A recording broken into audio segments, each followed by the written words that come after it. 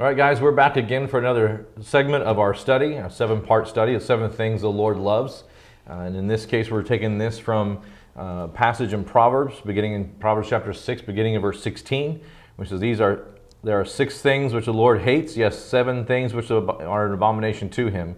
Haughty eyes, a lying tongue, and hands that shed innocent blood, a heart that devises wicked plans, feet that run rapidly to evil, a false witness who utters lies, and one who spreads strife among his brothers. So those are things God hates, and we're taking and looking at the flip side of those things, which would be what God loves.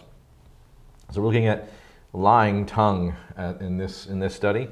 Lying tongue is something that's bad, and so what do you think the opposite of that would be? What's the other side of the coin for lying tongue? I would hope it'd be truthfulness. Truthfulness, yes. So speaking truth would be the opposite of that. So we know lying is bad. Everybody knows lying is bad. Lying's right? bad. Lying's bad. Lying's bad. Wouldn't be pretty. All right. So Revelation 21:8 even has a little jingle. It does. Yes. It says, "But for the cowardly and unbelieving and abominable and murderers and immoral persons and sorcerers and idolaters and liars, their part will be in the lake that burns with fire and brimstone, which is the second death." So not a good thing. Not a good thing. No. We don't want that. We don't want that. No one would. And even in that same passage, verse 27 talks about, "And nothing unclean, no one who practices an abomination, and lying shall ever come into it." And the it that he's talking about is heaven. He's talking about that place there. "But only those whose names are written in the Lamb's Book of Life." So twice in the list of nasties, we have lying mentioned as something that's bad. Seems to be an important one. Yes. Which, we don't a lot of times consider lying to be as bad as, for example, murderers or immoral persons. But God says it's up there. Right. We talk about little lies, things that are half-truths and things, and those are as bad. Kind of a cousin to lying is deception. I'm sure none of us have ever done that. I'm sure none of you guys have ever just told your parents just enough so you wouldn't get in trouble, but that simple if you revealed, one-word answers to get away with as much as you can. Yeah, perhaps. Maybe. Yes? Yes. Question mark. So just enough information to answer, but not enough to divulge the whole truth. So deception is part of lying as well. And so the opposite of that is speaking truth. And so we have several passages that talk about that, both of which Paul writes, "Therefore, laying aside falsehood, speak truth, each one of you with his neighbor, for we are members of one another." So there's the idea of speaking truth to your neighbor is a part of a relationship. Yeah. And by that verse, he also puts out there's a dividing line between being a Christian and not. That's a defining feature by when he says, now, lay aside. That means you used to do it. Yeah. Now you can't do that anymore. Mm-hmm. Yeah. So speaking truth is something Christians should do. And he kind of highlights that even more in verses 14 and 15.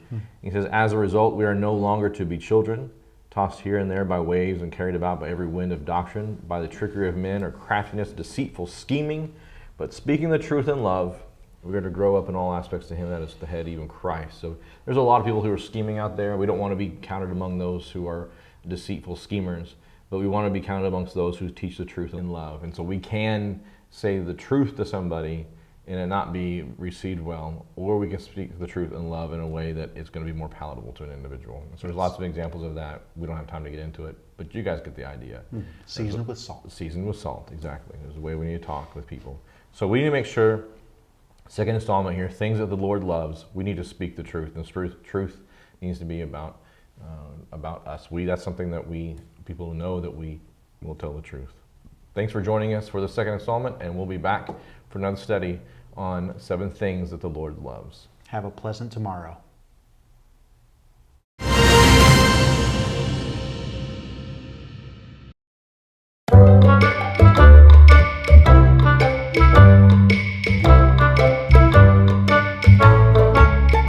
You can edit, right? We can edit that out. Okay. It might be in the blooper reel, but we can edit it out. What's an example of telling truth but not saying it in love? What do you think an example of that would be?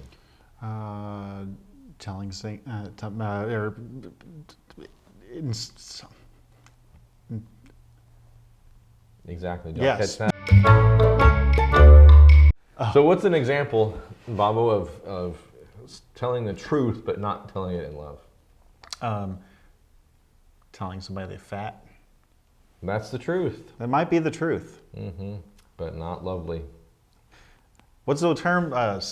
Make your words seasoned with salt. Oh, yes. Oh yes, yes, yes. Yeah. So speaking the truth in love, we might not approach the girth of another individual in our discussion. True or not, we probably wouldn't talk to them about that. I would. Yeah. Don't tell people they're fat. Well, you know. Maybe suggest a salad. All right, Baba, what do you think an example of telling somebody the truth might be, but maybe not in love? Maybe when a certain person asks you if this dress makes me look fat, and telling them the truth in that moment. Well, you can tell them the truth. Right. But you could say it in a nice way. You could say, yes, it does. You could say And yes, it does. that would be not good. That you're not going to like the reaction to yes, it does. Another option might be, perhaps another dress would be better. Yeah, that dress does not suit you. All right, let's just forget about that at all altogether. We're not gonna get Like we're trying so hard to dance around this. All right, it's just awkward. It's awkward. Yeah, because It's we're awkward. not people who do that. We're not.